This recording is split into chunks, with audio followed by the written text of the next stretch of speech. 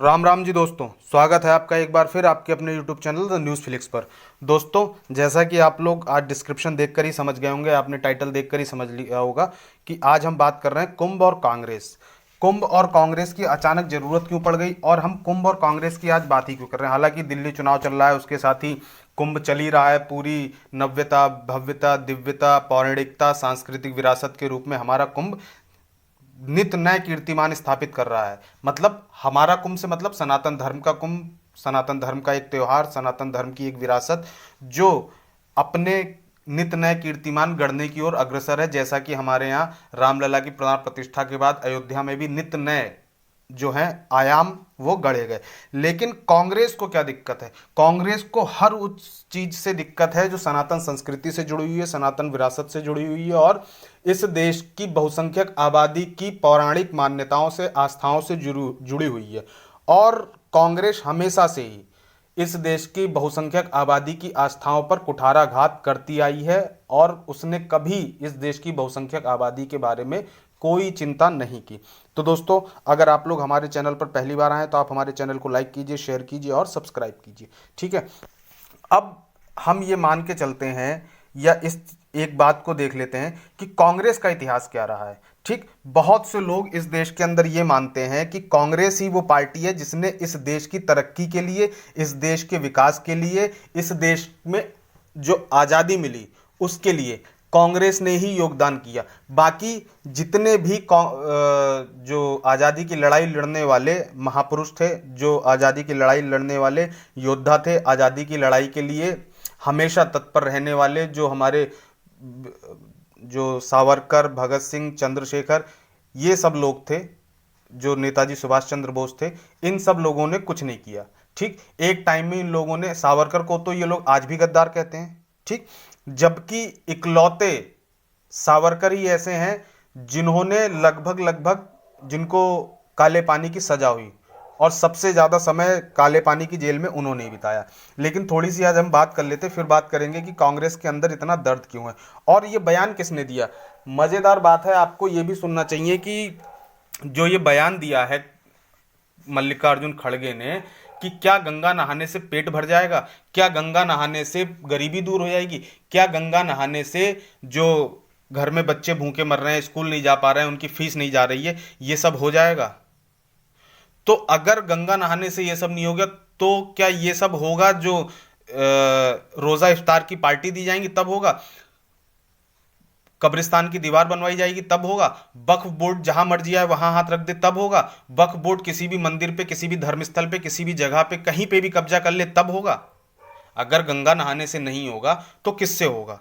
ठीक है, अब जो हम बात करते हैं, यह माना जाता है कि कांग्रेस ही देश की पहली या पहला राजनीतिक दल है जिसने देश की आज़ादी के आंदोलन का नेतृत्व किया और देश को आज़ाद कराने में अहम भूमिका निभाई। ठीक, ये कांग्रेस ही कहते हैं और कांग्रेस ही वो राजनीतिक दल है जिसने देश के क्रांतिकारियों का कभी समर्थन नहीं किया। नेहरू ने आज़ाद जी के साथ क्या किया ये किसी से छुपा नहीं है। जिस समय भगत सिंह, राजगुरु और सुखदेव देश की आज़ादी के लिए फांसी पर झूले तब नेहरू अपने घर में आराम फरमा रहे थे, ये भी किसी से छुपा नहीं है। ठीक, कभी किसी प्रकार की कोई कोशिश इन लोगों को बचाने के लिए नेहरू या गांधी जी के द्वारा नहीं की गई। ठीक, अब जिस तरीके से नित नए जो सनातन धर्म के जो पौराणिक विरासतें दबी हुई थी वो निकल के आ रही हैं। अभी आपने संभल में ही देखा किस तरीके से जो शाही जामा मस्जिद थी उसके सर्वे का आदेश होता है, उस सर्वे को लेकर कितना बड़ा बवाल हुआ। ठीक, आज तक क्या कांग्रेस पार्टी ने एक भी बार वक्फ का समर्थन किया कि जो वक्फ में अमेंडमेंट हो रहा है, वो अमेंडमेंट जो हो रहा है वो मुस्लिमों के अपलिफ्टमेंट के लिए हो रहा है, मुसलमानों के जो दरिद्रता है, मुसलमानों की जो हालत है उसको सुधारने के लिए हो रहा है। आज तक इसका समर्थन नहीं किया। क्यों? क्योंकि अगर मुसलमान इस देश का सक्षम हो गया, अपलिफ्टमेंट उसका हो गया, वो समझदार हो गया, तो कांग्रेस का वोट बैंक नहीं रह जाएगा और उसी वोट बैंक की राजनीति के खातिर हमेशा केवल केवल मुस्लिम तुष्टीकरण की राजनीति के तहत मुसलमानों का दोहन किया जाता रहा। इस बात को भी आप समझिए और खासकर ये मुसलमानों को समझना चाहिए।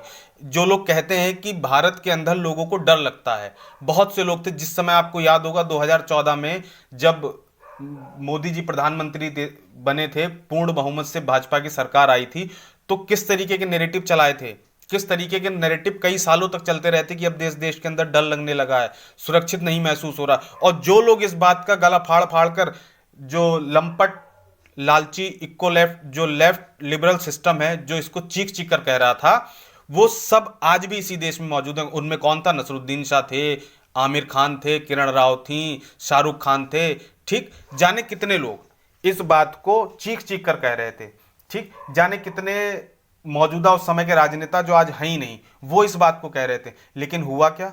सब यहीं रह रहे हैं, कोई कहीं छोड़कर नहीं गया है। किसी ने इस देश से बाहर एक दिन के लिए भी घूमने फिरने अपने काम के सिलसिले में गए हों तो गए हों, केवल इस बात से कि हम इस देश में अब सुरक्षित नहीं है, हम यहां से अपना बोरिया बिस्तर समेट लें। किसी ने नहीं समेटा। मुनव्वर राणा, ठीक, अगर कहा था योगी जी की दोबारा सरकार बन गई तो मैं इस देश के अंदर नहीं रहूंगा, लेकिन उनके बच्चे आज भी उत्तर प्रदेश के अंदर रह रहे हैं, ठीक।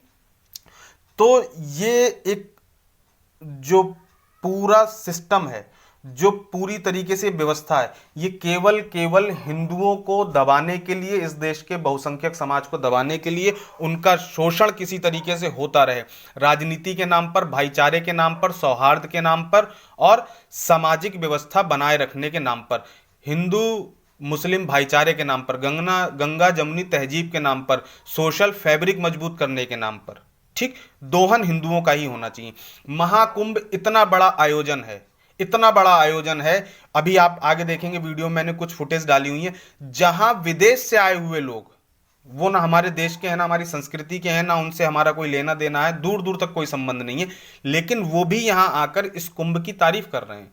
वो कह रहे हैं कि जो इंतजाम है और जिस तरीके से ये आयोजन होता है, इंतजाम तो चलिए मान लेते कोई भी सरकार होती करती, लेकिन जिस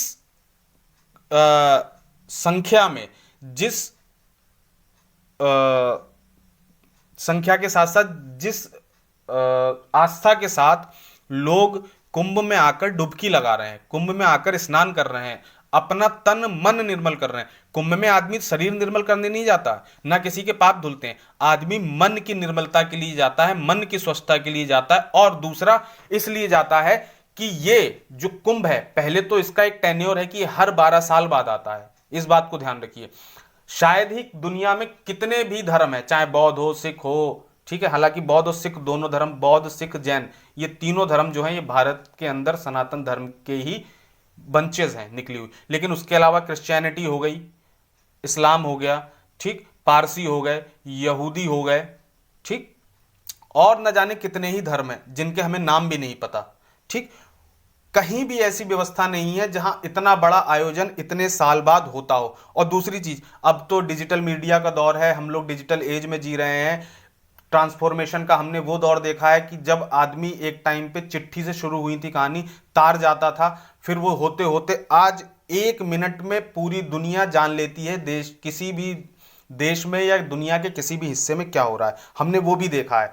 तो इस कुंभ को जो लोग झुटलाने की कोशिश कर रहे हैं, जो लोग ये बताने की कोशिश कर रहे हैं कि ये जो कुंभ है ये पैसे की बर्बादी है, नहीं मित्र, ये पैसे की बर्बादी नहीं है, ये आस्था का वो संगम है, ये हिंदुस्तान की, भारत की जो पौराणिक संस्कृति है उसकी धर्म ध्वजा का वो पताका लहराने वाला एक आयोजन है जो कभी धर्म ध्वजा की पताका को नीचे नहीं आने देता। और दुनिया में कोई धर्म उठा के देख लीजिए, कहीं पर इतना बड़ा आयोजन होता हो, और वो भी कहां, जिस एक शहर के अंदर जिसकी आबादी मात्र 20-25 लाख हो, उस शहर के अंदर उस आबादी से लगभग कितना 200 गुना आदमी आकर स्नान कर कर चला जाएगा। और रही बात क्या रोजगार मिलता है, तो ये तो पूछिए जाके जब अयोध्या में राम मंदिर नहीं बना था, ठीक, उस समय अयोध्या की हालत क्या थी, आज जाकर देखिए अयोध्या में रोजगार की क्या हालत है। ये देखिए, ये कोई भी यहाँ के नहीं है। मैं पहली बार भारत आया हूँ, मेरा अनुभव शानदार रहा, मुझे लगता है कि लोग प्यारे हैं और मुझे लगता है कि भोजन अद्भुत है। हम शाही स्नान में शामिल होने की उम्मीद कर रहे हैं, यह रोमांचक है। ये क्या आरएसएस वाले बुलवाएंगे, ये क्या बीजेपी वाले बुलवा रहे हैं, विश्व हिंदू परिषद वाले बुलवा रहे हैं, कोई ये किसी बाबा की भक्ति कर रहा है, ये किसी सनातन धर्म का मानने वाला नहीं ना, ये तो सिर्फ इसलिए आए हैं कि ये घूमने आए हैं, ये सिर्फ यहां घूमने आए हैं, इनका आस्था से कोई संबंध नहीं। लेकिन यहां आके इनको एहसास होता है कि धर्म और आस्था का आपस में कितना बड़ा मेल है, आपस में कितनी बड़ी बॉन्डिंग है। ठीक, तो ये लोग जो कह रहे हैं, या तो फिर ये लोग झूठ बोल रहे हैं।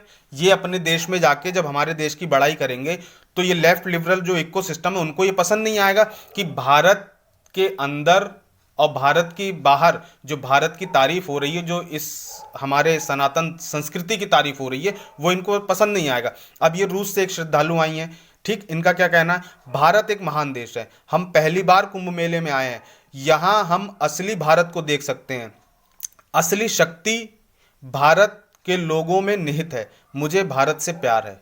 अब ये बताइए, ये कोई किसी इनके मुंह में ये शब्द डाले गए हैं क्या, या इनको किसी ने कहा है कि आप ऐसे बोलिए? नहीं, जो भारत की सांस्कृतिक गौरव है वो आज भी वहीं पर है जहां उसे होना चाहिए, और लोग उसी की तारीफ करते हैं, लोग उसी की बात करते हैं। लेकिन ना जाने क्यों कांग्रेस वाले मुस्लिम तुष्टीकरण की राजनीति के चलते, अभी आप देखिए जगदंबिका पाल ने जिस तरीके से जेपीसी की बैठक में उनके साथ जो व्यवहार हुआ, लोगों ने उनको गालियां दी और कांग्रेस ने उसका विरोध नहीं किया। कांग्रेस क्या देश के अंदर किसी भी राजनीतिक दल ने उसका विरोध किया? नहीं किया। अब ये इटली के एक श्रद्धालु हैं, सब कुछ पूरी तरह से व्यवस्थित किया गया है, इतनी बड़ी संख्या में श्रद्धालु यहां एकत्र हुए हैं, यह सचमुच पसंद है, मुझे बहुत अच्छा लगा, यह बहुत अच्छा है। ठीक, ये भी इटली से आए हुए हैं, ये राहुल गांधी के ननिहाल से आए हुए हैं। अब राहुल गांधी के ननिहाल से आया हुआ आदमी तारीफ कर रहा है तो भी राहुल गांधी को लग रहा है कि कुछ इंतजाम ही नहीं है। और तो और जब मल्लिका अर्जुन खड़गे ने यह बयान दिया तो क्या राहुल गांधी ने या कांग्रेस पार्टी ने या देश के किसी भी सेक्युलर दल ने इसका विरोध किया कि यह गलत है, यह धार्मिक आस्था पर कुठाराघात है, धार्मिक आस्था पर प्रहार है? ठीक, तो केवल केवल क्या झूठे नैरेटिव चलाना, जातिवाद फैलाना, ठीक, केवल केवल ये कहना कि संविधान खत्म हो जाएगा, आरक्षण खत्म हो जाएगा। ठीक, अब ये स्पेन के एक आए हुए हैं, मैं 5-6 लोगों का डाला है भैया, इसीलिए कि आप लोग देखें, समझे, सुने कि देश को किस तरीके से देश के लोगों के अंदर हीन भावना पैदा करने का एक षड्यंत्र चल रहा है। हमारे यहां कई मित्र हैं, स्पेन, ब्राजील, पुर्तगाल से आए हैं। ठीक, हम आध्यात्मिक यात्रा पर हैं, मैंने पवित्र स्नान किया और मुझे इसका भरपूर आनंद आया, मैं बहुत भाग्यशाली हूं। बताइए, स्पेन का व्यक्ति अपने आप को भाग्यशाली मान रहा है, क्यों? हमारे यहां भारत की धरती पर आकर पवित्र संगम में स्नान करने के बाद माता त्रिवेणी, माता सरस्वती, माता गंगा, यमुना का आशीर्वाद लेने के बाद, त्रिवेणी संगम में स्नान करने के बाद स्पेन मूल का आदमी कह रहा है कि मैं बहुत भाग्यशाली हूं, मुझे ये अवसर प्राप्त हुआ, मेरा सौभाग्य है। लेकिन जो यहां पैदा हुए, यहां का नमक खाया, यहां की रोटी खाई, यहां का सब कुछ कर रहे हैं, उनके लिए सौभाग्य नजर नहीं आता, उनके लिए दुर्भाग्य की तरह नजर आता है, वो लोग इसे दुर्भाग्य की तरह देखते हैं। ठीक, अब ये साउथ अफ्रीका से आई हुई हैं निक्की, ये क्या कहती हैं, ये बहुत शक्तिशाली और हम यहां गंगा नदी पर आकर बहुत धन्य हुए हैं।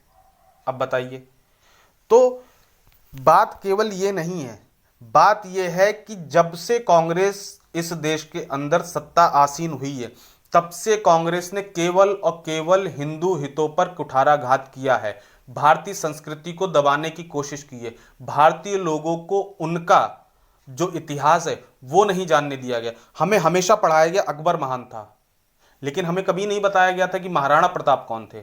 हमें हमेशा कहा गया औरंगजेब, उसके नाम से शहर है औरंगाबाद। ठीक, लेकिन हमें कभी यही नहीं सिखाया गया कि छत्रपति शिवाजी वो थे जिन्होंने औरंगजेब को धूल चटा दी थी। अब ये साउथ अफ्रीका के एक श्रद्धालु और हैं। ठीक, ये बहुत सुंदर है, सड़कें साफ हैं, लोग बहुत मिलनसार हैं और खुश हैं, हम सनातन धर्म का पालन करते हैं। अब बताइए, साउथ अफ्रीका एक मुस्लिम बहुल क्षेत्र, पूरा कॉन्टिनेंट जहां सबसे ज्यादा दुनिया के कह रहा हूं, दुनिया के सबसे ज्यादा मुस्लिम देश अगर किसी एक कॉन्टिनेंट में है वो है साउथ अफ्रीका। ठीक, वहां से आए हुए श्रद्धालु कह रहे हैं कि हम सनातन धर्म का पालन करते हैं, लेकिन मजबूरी यह है कि यहां के लोग केवल और केवल मुट्ठी भर मुसलमानों को खुश करने के लिए अपने ही धर्म की बोली लगाने पर तुले हुए हैं, अपनी ही संस्कृति की बोली लगाने पर तुले हुए हैं, अपनी ही संस्कृति को बदनाम करने पर तुले हुए हैं। देखिए, ये फ्रांसिस्को ब्राजील से आए हुए, ये क्या कहते हैं, मैं योग का अभ्यास करता हूं और मोक्ष की खोज कर रहा हूं। भारत दुनिया का आध्यात्मिक हृदय है, पानी ठंडा है लेकिन हृदय गर्मजोशी से भरा है। जय श्री राम। इनको किसी ने बोलने को कहा क्या? इनको इस बात के पैसे दिए? ये कह क्या रहे हैं आप सुनिए, मैं योग का अभ्यास करता हूं और मोक्ष की खोज कर रहा हूं। यानी केवल और केवल भारत के अंदर सनातन संस्कृति ही पूरे विश्व में एक ऐसी संस्कृति है जो मृत्यु के बाद पुनर्जन्म का उद्घोष देती है।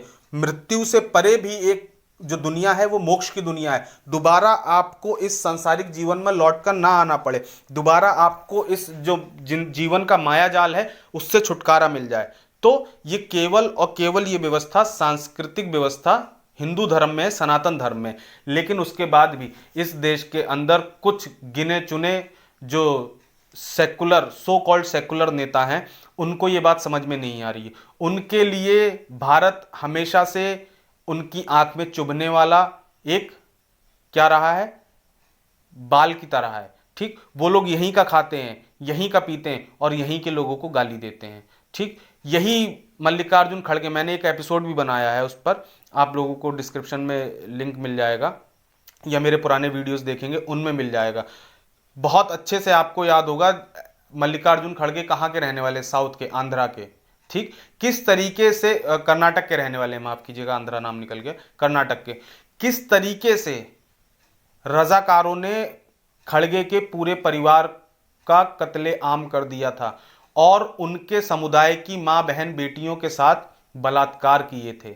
रात के अंधेरे में सोते हुए सबको मार दिया था। यह बात मल्लिकार्जुन खड़गे ने खुद बताई कि मैं अपने दादाजी के साथ अपनी जान बचाकर भागा।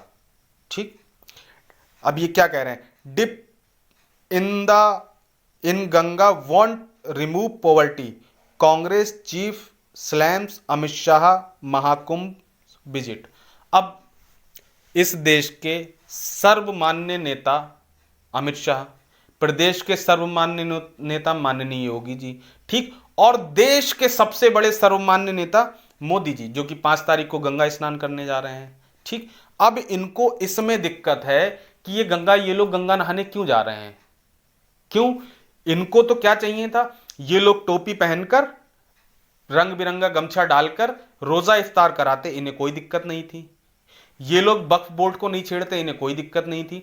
ये लोग 3 तलाक नहीं हटाते, इन्हें कोई दिक्कत नहीं थी। ये लोग धारा 370 नहीं हटाते, कोई दिक्कत नहीं थी। ये लोग कश्मीर में जिस तरीके से अलगाववादी नेताओं का कांग्रेस समर्थन करती रही, उन अलगाववादी नेताओं को ये क्या कहते हैं, जेल में ना डालते, उनके साथ जो मित्रता पूर्वक व्यवहार हमेशा कांग्रेस करती रही वो व्यवहार करते, इन्हें कोई दिक्कत नहीं थी। लेकिन इन्हें दिक्कत कहाँ हुई, इनके साथ प्रॉब्लम क्या है? इनकी प्रॉब्लम ये है कि कांग्रेस को केवल इस देश के हिंदू, इस देश के जो संस्कृति है उससे एक चिढ़ रही है, उससे एक नफरत रही है। और उस चिढ़, उस नफरत के चलते ही जो कांग्रेस है वो हमेशा से हिंदू विरोधी जो क्रियाकलाप हैं उनमें संलिप्त रही है। ठीक, वक्फ बोर्ड को इतनी ताकत किसने दी, कोई बताएगा? वक्फ बोर्ड में जो आज संशोधन हो रहा है वो संशोधन क्यों हो रहा है? वक्फ बोर्ड को इतनी ताकत कब मिली? कांग्रेस के टाइम में मिली। वक्फ बोर्ड को सबसे बड़ी जो एक उसके लिए कहना चाहिए जो कुबेर का खजाना था वो कब दिया गया था? 2013 में। कब? दिसंबर में। कि ये उसको छूट दे दी, वो किसी भी संपत्ति पर हाथ रख दे वो संपत्ति वक्फ की हो जाएगी। ठीक, और संविधान में संशोधन कितने हुए? लगभग 100 संशोधन किसने किए? कांग्रेस पार्टी ने समय समय पर। ठीक, हिंदुओं के हितों को कुचलने का काम किसने किया? कांग्रेस पार्टी ने। संभल में 1978 के दंगे हुए, उसके बाद कांग्रेस प्रदेश में भी नहीं, 78 में किसकी सरकार थी? ठीक, यादव जी थे, उनका नाम ध्यान नहीं आ रहा है। ठीक, उसके बाद भी कांग्रेस की प्रदेश में सरकार ना बनी हो, लेकिन कांग्रेस की राम नरेश यादव मुख्यमंत्री थे। ठीक, और देश में भी कांग्रेस की उसके बाद कितनी सत्ताएं आकर चली गई। क्या कांग्रेस ने कभी 78 के दंगों पे मुंह खोला? और तो और जिस समय 1991 में, 78 छोड़ भी दें, 1991 में जो कश्मीर जेनोसाइड हुआ उसमें उस समय वीपी सिंह की सरकार थी। ठीक, मान लेते हैं। उसके बाद कांग्रेस की सरकार बनी, तब क्या कांग्रेस ने कश्मीरी पंडितों के लिए या कश्मीर से भगाए गए निर्वासितों के लिए कोई एक्शन लिया? कोई एक्शन नहीं लिया। उसके बाद आ जाइए 2013 में यूपी में जो दंगा होता है, तब तो कांग्रेस की ही सरकार थी, प्रदेश में मुलायम सिंह यादव यानी सपा की सरकार थी, अखिलेश यादव मुख्यमंत्री थे। तो वहां भी सोनिया गांधी मिलने जाती हैं तो किनसे मिलती हैं? केवल मुसलमानों से। कश्मीर में भी अगर सोनिया गांधी मिलने गई तो किससे मिली? केवल मुसलमानों से। तो हिंदू संस्कृति से, हिंदू विरासत से इतनी नफरत, इतना द्वेष, इतना विद्वेष, ये कौन कर सकता है? ये केवल कांग्रेस की ही देन है। ठीक। और आपको याद होगा किस तरीके से यासीन मलिक, अलगाववादी नेता, वो मिलने आया था किनसे? जो हमारे दिवंगत प्रधानमंत्री हैं मनमोहन सिंह जी, उनसे। अब उनसे मिलने आया तो क्या उनसे डायरेक्ट मिल सकता था? वो नहीं। किसकी शय थी? किसने कोशिश की होगी? क्या ये बातें बताने के लिए हैं? कुछ भी बताने के लिए नहीं है। सबको सब कुछ दिखाई देता है। लेकिन समस्या इस बात की है, इस देश का बहुसंख्यक समाज अपने सारे रीति रिवाजों को छोड़कर केवल जो सोशल फैब्रिक है, केवल जो हिंदू मुस्लिम भाईचारा है, उसको मजबूत करे। किसी को कोई दिक्कत नहीं है। अगर वो हिंदू मुस्लिम भाईचारे से हटकर हिंदू मुस्लिम भाईचारे की बात नहीं करेंगे तो इस देश का सोशल फैब्रिक जो है वो खराब हो जाएगा। और कांग्रेस अपने इन्हीं कृत्यों के चलते आज देश के अंदर केवल 99 सीटों पर है। और जो कांग्रेस कभी देश के अंदर सभी राज्यों में हुआ करती थी, आज केवल उसकी उंगलियों पर गिनने लायक 3 राज्यों में सरकार है। कहां? हिमाचल प्रदेश, तेलंगाना, कर्नाटक। ठीक। और चौथी सरकार है तमिलनाडु में, वो भी डीएमके के समर्थन के साथ। और चारों ही सरकारों का स्टेटस क्या है? हिमाचल प्रदेश, सरकारी जो कर्मचारी हैं उनको तनख्वाह नहीं मिल रही। तेलंगाना में किस तरीके से अभी अडानी ने प्रोजेक्ट लगाया, 100 करोड़ दिए, जब छीछा लेदर हुई, थू थू हुई, तो वो 100 करोड़ वापस किए। कर्नाटक में भी स्थिति ये है कि फ्री फ्री की घोषणाओं के चक्कर में कर्नाटक भी गर्त में जा रहा है। ठीक। वही स्थिति इनकी क्या कहते हैं, जो दिल्ली में भी ये चुनाव लड़ने जा रहे हैं। दिल्ली में चुनाव किन बातों पे लड़ रहे हैं, किन मुद्दों पे लड़ रहे हैं? सारा पोर्टफोलियो, सारा मैनिफेस्टो जो है वो इनका भी आम आदमी की तरह है। ठीक है। लेकिन क्या है कि इन्होंने, कांग्रेस ने जो दिल्ली है और पंजाब है, ये थाली में सजाकर आम आदमी को दिया है, आम आदमी पार्टी को। ऐसा नहीं कि कांग्रेस अगर दमखम से नहीं लड़ती तो पंजाब में इतनी बुरी स्थिति थी, क्योंकि पंजाब में बीजेपी का कोई वजूद कभी था नहीं, वजूद तो इनका ही था। ठीक। लेकिन अभी हम ये बात नहीं कर रहे हैं। अभी हम सिर्फ बात कर रहे हैं कि आखिर कुंभ से दिक्कत क्या है। अब चूंकि मल्लिकार्जुन खड़गे ने ये बयान दे दिया, अब जब इस बयान पे इतनी प्रतिक्रियाएं आ रही हैं, इतना उस पर जो है, जिसको हम बोलते हैं कि एक तरीके से फजीयत हो रही है, तो अब वहां पे क्या खेला जा रहा है? अब वहां पे दलित कार्ड खेला जा रहा है। दलित कार्ड के नाम पर क्या खेला जा रहा है कि मल्लिकार्जुन खड़गे दलित हैं, इसलिए उनके बयान को तोड़ मोड़ कर प्रस्तुत किया जा रहा है। तो दलित हैं तो क्या इनको ये लाइसेंस दे दिया है कि सनातन धर्म की बेइज्जती करो, सनातन धर्म को नीचा दिखाओ, सनातन धर्म को हमेशा ही कुंठित भावना से देखो? आखिर मल्लिकार्जुन खड़गे इस बात को क्यों नहीं कभी पब्लिकली बोलते हैं कि जिन मुसलमानों ने मेरे परिवार को, मेरे पूरे समुदाय को मौत के घाट उतारा, मैं उनका समर्थन नहीं करूंगा? सिर्फ किस लिए? अरे कब्र में पैर लटके हुए हैं, कभी भी टिकट कट सकता है। उसके बाद भी हिंदू धर्म से इतनी नफरत। कोई कांग्रेसी नहाने न जाएगा, न जाए। क्या कांग्रेसी नहाने नहीं जाएगा तो कुंभ कुंभ नहीं रहेगा? कांग्रेसी राम मंदिर नहीं जाएगा तो राम मंदिर में कोई और नहीं जाएगा? कांग्रेसी मथुरा नहीं जाएगा तो मथुरा कोई और नहीं जाएगा? कांग्रेसी केवल नमाज पढ़ने का काम करे, कोई दिक्कत नहीं है, खुलेआम नमाज पढ़े। आपको जो वक्फ की संपत्ति के नाम पर लूट चल रही थी, कांग्रेसी केवल उसका समर्थन करेगा। जिस तरीके से संभल में जामा मस्जिद की खुदाई के समय जो बवाल हुआ, जामा मस्जिद की खुदाई कह रहा हूं, सर्वे के समय जिस तरीके की अराजकता फैलाई गई, पत्थरबाजी हुई, पुलिस वालों को मारने की कोशिश हुई, उनको जान से खत्म करने की कोशिश हुई, और उस कोशिश में पठान और तुर्क की लड़ाई में आपस में ही मर गए जिहादी, आपस में ही 72 हुरों के पास एक दूसरे को पहुंचा दिया। लेकिन इल्जाम किस पे लगा? पुलिस पे। क्या कांग्रेस ने आज तक पुलिस वालों के लिए ये बोला कि उनके साथ जो व्यवहार हुआ, उनके साथ जो बदतमीजी हुई वो गलत हुई, उनके साथ ऐसा व्यवहार नहीं होना चाहिए था? लेकिन राहुल गांधी, अखिलेश यादव, होड़ मच गई थी। आपने देखा होगा, होड़ मच गई थी। कहां जाने के लिए? जो संभल है उसको राजनीति का तीर्थ मान लिया था, वहां जाने की होड़ मच गई थी कि कौन पहले पहुंचे, ऐसा ना हो कांग्रेस पहुंच जाए, ऐसा ना हो अखिलेश यादव पहुंच जाए।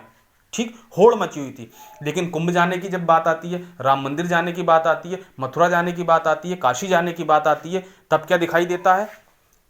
तब पैसे की बर्बादी दिखाई देती है।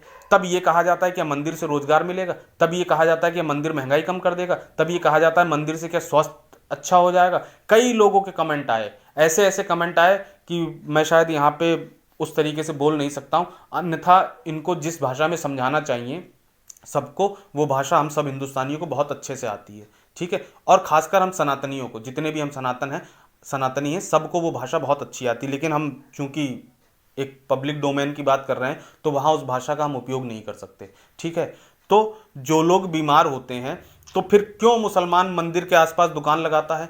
क्यों मुसलमान मरा जा रहा है कुंभ में दुकान लगाने के लिए? क्यों उसके लिए पिछले कई महीनों से रशाकशी चल रही है कि मुसलमान को दुकान नहीं लगाने दी जा रही है? क्यों मुसलमान गोरखनाथ पीठ के आसपास जितनी दुकानें हैं मुसलमानों की हैं?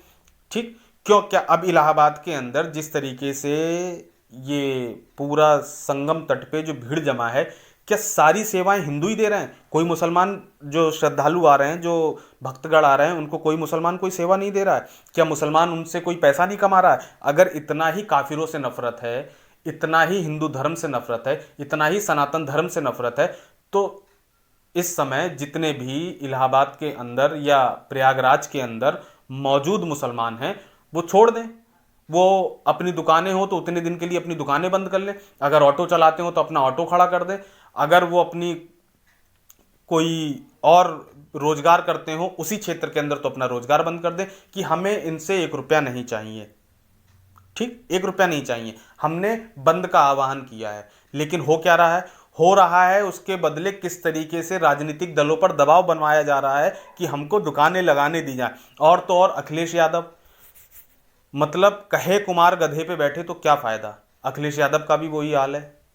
ठीक, तो अखिलेश यादव तो कुंभ नहा आए, अब चाहे उसे कुछ भी कह लीजिए, उनकी आस्था कह लीजिए, उनकी श्रद्धा कह लीजिए, या उनकी मजबूरी कह लीजिए, या उनका एक जो है वो वोट की राजनीति के खातिर हिंदुओं को साधने वाली बात कह लीजिए। और हिंदुओं में भी वो किसे साध सकते हैं? केवल केवल अपने समाज के लोगों को।